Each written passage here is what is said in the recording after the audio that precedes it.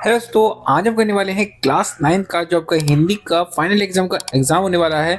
उसमें जो important question आने आते हैं, तो उन क्वेश्चंस को किस प्रकार से करना होता है वो आपको कराने वाला हूँ। और वेरी इंपॉर्टेंट क्वेश्चन जो है ना, जो आपके एग्जाम्स में आते हैं, वो आपको समझाने वाला हूँ। चलो शुरू करते हैं सबसे पहले वाले क्वेश्चन से। देखो, सबसे पहला क्वेश्चन क्या बोलता है, और इसी प्रकार से आपको एग्जाम्स में क्वेश्चंस मिलते हैं। देखो, लेखिका महादेवी वर्मा ने मेरे बचपन के दिन पाठ में छात्रावास के जिस बहुभाषी परिवेश की चर्चा की है, वह आपके विद्यालय के बहुभाषी परिवेश से किस प्रकार मिलता जुलता है। बहुभाषी का मतलब क्या है? देखो, आपके स्कूल में क्या होता होगा, अलग अलग भाषा बोलने वाले बच्चे हैं। ठीक है, यहाँ पे आपके साथी भी है जिनकी कुछ कुछ की भाषा अलग अलग होती है। तो उन्हीं के बारे में बताना है कि जो आपके आपके स्कूल में जो भाषा है वो अलग अलग बच्चों की, और जो लेखिका महादेवी वर्मा के जो बचपन में, ठीक है, वो जहाँ पे रहती थी वहां पे बच्चों की जो भाषा थी वो अलग अलग थी, उनके बारे में बताना है। देखो, इसका आंसर होगा, देखो, महादेवी वर्मा के छात्रावास में अलग अलग भाषाएं बोलने वाले छात्राएं थी। मतलब महादेवी वर्मा जहाँ पे छात्रावास यानी हॉस्टल में रहती थी, वहाँ पे जो लड़कियां थी वो अलग अलग भाषा बोलती थी, जो आपस में भाषा सीखती और घुल मिल के रहती थी। जितनी भी लड़कियां थी ना, वो एक दूसरे को अपनी अपनी भाषा सिखाती थी और मिलजुल के रहती थी। मेरे विद्यालय में भी कई भाषाएं बोली जाती है। मतलब हमारे स्कूल में भी बहुत सारे बच्चे जो है अलग अलग भाषा बोलते हैं, जैसे हिंदी हो गया, अंग्रेजी, बंगाली, तमिल। ठीक है, कुछ कुछ अपने अपनी अलग अलग भाषा होती है। हम एक दूसरे की भाषा और संस्कृति को समझने की क्या करते हैं, कोशिश करते हैं। इस तरह दोनों जगहों पर भाषाओं की विविधता के बावजूद दोस्ती और आपसी सहयोग बना रहता है। देखो, भाषा अलग अलग है लेकिन दोस्ती रहती है। तो यही आपको आंसर देना था कि अलग अलग भाषा होने के बावजूद भी हमारे बीच में क्या है, मित्रता रहती है।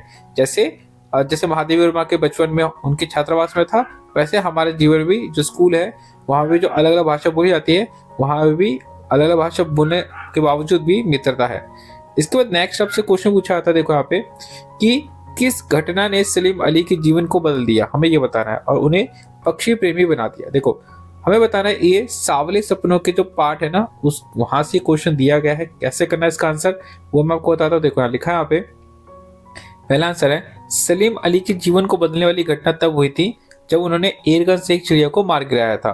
ठीक है, उसकी गर्दन पर पीली पट्टी बंधी हुई थी। उस चिड़िया के पक्षी के बारे में जानने की जिज्ञासा में वो डॉक्टर वॉल्टर सबरेट के पास गए। ठीक है, जिन्होंने उन्हें पक्षियों की दुनिया से परिचित कराया, मतलब पक्षियों के बारे में बताया। इस घटना ने उनसे पक्षियों के प्रति गहरा रुचि जगा दिया। मतलब यहीं से सलीम अली के जीवन में पक्षियों के बारे में रुचि स्टार्ट हुआ और उन्होंने उनके बारे में जानना शुरू किया, और एक बार उसके बाद उन्होंने आगे जाके पक्षी वैज्ञानिक बन गए। अब आते हैं नेक्स्ट इंपॉर्टेंट क्वेश्चन पे। नेक्स्ट इंपॉर्टेंट क्वेश्चन क्या बोलता है, देखो यहाँ लिखा है कि मेरे बचपन के दिन पाठ के आधार पर बताइए कि महादेवी वर्मा अपनी जेब खर्च में से दो दो आने देश के लिए क्यों बचाती थी, और आप अपने जेब खर्च के जो बचत है आपका, उचित कारणों को लिखिए। मतलब हमको बताना है कि वो क्यों बचाती थी। देखो, तो जो महादेवी वर्मा थी, लिखा है, महादेवी वर्मा अपने जेब खर्च में से दो दो आने देश के लिए, मतलब देश के लिए बचाती थी, क्योंकि वे बचपन से ही देशभक्ति की भावना रखती थी। मतलब महादेवी वर्मा में देशभक्ति भावना थी, इसलिए वो अपने जेब खर्च में से दो दो रुपए बचाती थी। उन्हें लगता था कि जो पैसा है देश के लिए है, देश की आज़ादी के काम में आएगा। और जो हम अगर मैं बचाता हूँ, ठीक है, मेरी जेब खर्च की बचत के उचित कारण क्या है। जैसे आपसे पूछा गया है कि आप जो है अगर पैसे बचाते हो तो क्यों बचाते हो, तो आप कुछ भी लिख सकते हो अपनी मर्जी से। मैंने आपको कुछ एग्जांपल दे रखा है, जैसे ज़रूरतमंदों की मदद करने के लिए मैं अपने पैसे बचाती हूँ या बचाता हूँ। भविष्य के लिए, मतलब आने वाले समय के लिए पैसे बचाता हूँ। ठीक है, फिर इसके बाद क्या है, शिक्षा या किताबें खरीदने के लिए पैसे बचाता हूँ। किसी अच्छे काम के लिए, समाज सेवा करने के लिए पैसे बचाता हूँ। आपको ऐसे बताना है। अब आते हैं next important question. Next important question क्या बोलता है कि दो बैलों की कथा पाठ के अंदर बताइए कि कांजी हाउस में जो बैलों की हाजिरी क्यों ली जाती थी। आपके विद्यालय में हाजिरी जो ली जाती है वो क्यों ली जाती है। देखो, जो कांजी हाउस में बैलों की जो प्रत्येक जानवर की हाजिरी इसलिए ली जाती थी ताकि ये पक्का किया जा सके कि कोई जानवर भाग तो नहीं गया, या कोई जानवर को चोरी करके कोई तो लेके तो नहीं गया, ताकि जानवरों की सही प्रकार से देखभाल हो सके। ठीक है, यहाँ पे और स्कूलों में हाजिरी क्यों ली जाती है, ताकि ये जानने के लिए कि कितने बच्चे उपस्थित है। ठीक है, साथ में ये पता करने के लिए कि छात्र डेली आ रहे कि नहीं आ रहे, छात्र अनुशासन में है या नहीं। ठीक है, छात्र कितने नहीं आए हैं, ये पता करने के लिए हम लोग हाजिरी लेते हैं। इसके बाद अगला जो आपका क्वेश्चन आता है वो है हमारा, देखो यहाँ पे आपके एग्जाम्स में आपको लिखना होता है 25 से 30 शब्दों में लिखना होता है। क्वेश्चन क्या है हमारा कि सखी ने गोपी से कृष्ण का कैसा रूप धारण करने के लिए आग्रह किया, ये क्वेश्चन है। और रसखान के सवैये के आधार पर अपने शब्दों में आपको आंसर देना है। तो इसका आंसर कैसे लिखोगे, देखो यहाँ पे लिखा है, रसखान सवैये के अनुसार सखी ने गोपी से कहा कि वह श्री कृष्ण से अनुरोध करे कि वे रासलीला का मोहक रूप धारण करे। कौन सा रूप? रासलीला का मोहक रूप धारण करे, ये इसका आंसर है। और जिसमें कृष्ण का रूप, कृष्ण जी का रूप कैसे होगा? सखी चाहती है कि कृष्ण जो है पीताम्बर धारण करे, सिर पर मोर पंख का मुकुट सजाए, गले में वनमाला पहने और बांसुरी बजाते हुए अपने अद्भुत छवि दिखाए। इस दिव्य रूप में वो ब्रजभूमि में आनंद बरसाए और सभी को अपने प्रेम में रंग दे। ठीक है, यहाँ पे ये उनसे निवेदन किया गया। अगला है आपका कैदी और कोकिला कविता के अंदर बताइए कि अंग्रेजी शासन की तुलना तम के प्रभाव से क्यों की गई। वेरी इंपॉर्टेंट क्वेश्चन है। कैदी और कोकिला जो कविता है उसमें अंग्रेजी शासन की तुलना तम के प्रभाव से की गई, ऐसा क्यों? तो इसका आंसर होगा, देखो यहाँ लिखा है कि कैदी और कोकिला कविता में अंग्रेजी शासन की तुलना तम से इसलिए की गई था क्योंकि ये जो अंग्रेजी शासन है और जो तम है ये दोनों अन्याय और अत्याचार और दुख लेकर आए थे। ठीक है, यहाँ पे दोनों ही क्या लेके आए? अन्याय, अत्याचार और दुख लेके आए। जैसे अंधकार में सब कुछ ढक जाता है, वैसे ही जब अंग्रेज आए तो भारत में से लोगों की स्वतंत्रता छिन गई, उनको गुलामी में जकड़ लिया गया। ठीक है, यहाँ पे इसका आंसर होगा।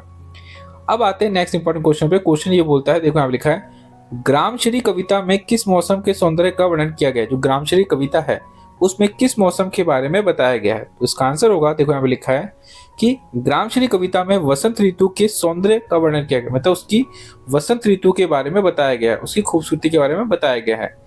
वसंत ऋतु में क्या क्या होता है? देखो उसमें ऋतु में खेतों में फसल लहराती है, फूल खिल जाते हैं, हरे बड़े पेड़ जो होते हैं वो हरे भरे, जो पेड़ पौधे वो हरे भरे हो जाते हैं, चारों ओर खुशहाली छा जाती है, गांव का जो प्राकृतिक सुंदरता है वो बहुत ज्यादा बढ़ जाता है और सब लोग आनंदमय और मनमोहक, मतलब होता है ना, प्रकृति जो है बहुत ही सुंदर हो जाती है। ठीक है, इसके बाद हमारा नेक्स्ट इंपॉर्टेंट क्वेश्चन क्या हमारा बोलता है कि बादल रूपी मेहमान के आने पर वातावरण में क्या क्या परिवर्तन हुआ, ये आपको बताना है, मेघ आए कविता के आधार बताना है।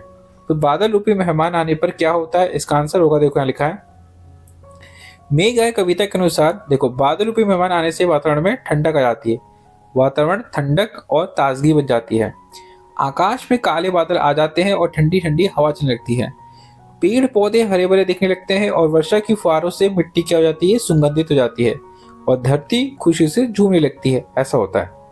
इसके बाद आपका अगला जो क्वेश्चन, देखो मैंने आपको जितने क्वेश्चन पढ़ाए, इसके बाद आपका जो लॉन्ग क्वेश्चन जो आता है आपके एग्जाम्स में आता है वो भी आपको बताऊं, जो 50 से 60 शब्दों में आपको आंसर लिखना होता है। तो इन क्वेश्चन को मैं समझा देता हूँ। देखो लिखा है यहाँ पे कि अच्छा तो साहब बिजनेस की बातचीत हो जाए। बिजनेस, ओ अच्छा, रीढ़ की हड्डी जो आपने पढ़ा होगा, रीढ़ की हड्डी जो चैप्टर है उसके आधार पर आपको वर्तमान समय में जो विवाह है, शादी है, वो एक बिजनेस बनता जा रहा है। ठीक है, इसे रोकने के आपको उपाय देने हैं। ठीक है, क्वेश्चन समझ में आ गया आपको? अब इसका आंसर बताते हो। देखो लिखा यहाँ पे, आजकल कुछ जगहों पर विवाह को क्या बना दिया गया? शादी को व्यापार बना दिया गया है, जिसमें पैसा, दहेज, दिखावा ये सब बहुत ज्यादा होता है शादियों में। ठीक है, तो आपको क्या करना पड़ेगा? इन सबको नकारना पड़ेगा। जो चीजें है ना, पैसा, ये सब, इसको दूर हटाना पड़ेगा। और इसको रोकने क्या उपाय है कि विवाह जो हो वो परिवार, देखो विवाह को परिवार, प्रेम और समझदारी के आधार पर बनना चाहिए।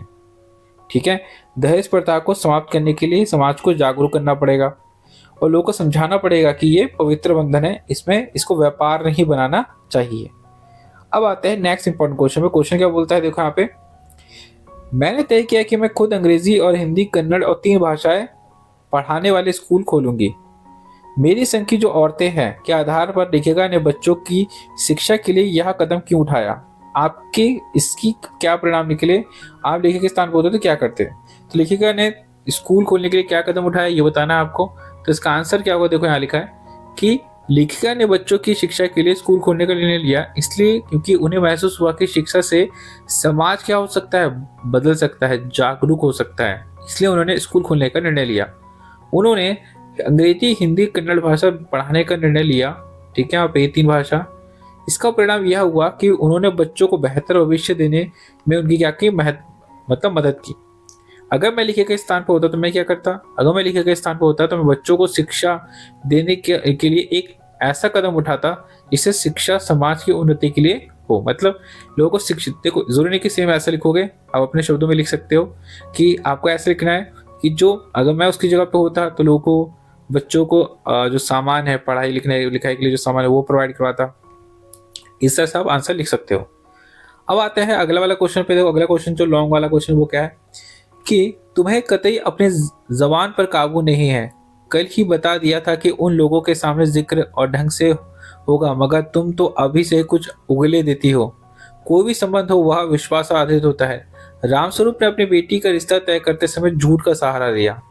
ठीक है, क्या ऐसा करना उचित था? हमको आंसर देना है। जी रीड का डी जो चैप्टर है उसमें से ये क्वेश्चन पूछा गया है। तो जो रामस्वरूप ने अपनी बेटी का रिश्ता तय करते समय जो झूठ बोला था ना, ठीक है, सहारा लिया, वो उचित नहीं था, यानी वो सही नहीं था। रिश्ते में विश्वास और ईमानदारी होनी चाहिए। झूठ बोलकर किसी दिल में, मतलब झूठ बोलना ये गलत है, और रिश्ता जोड़ना, इससे क्या होगा भविष्य में बहुत समस्या होगी। ये सही रास्ता नहीं है। ठीक है, यहाँ पे तो हमें क्या करना चाहिए? हमें सच्चाई, विश्वास और ईमानदारी से काम करना चाहिए। तो दोस्तों जितने भी इंपॉर्टेंट क्वेश्चन बनते हैं ना वो आपको मैंने प्रोवाइड करा दिया है। जिनको भी इंपॉर्टेंट ये नोट्स चाहिए आप क्या कर सकते हो, आप यहाँ पे जो नीचे डिस्क्रिप्शन है वहाँ से इसको डाउनलोड कर सकते हो। ठीक है, या कमेंट में पूछ सकते हो। कोई भी डाउट है आप कमेंट में पूछ सकते हैं, वहाँ पे मैं आपको सोल्यूशन दूंगा। और अभी के लिए थैंक्स फॉर वॉचिंग।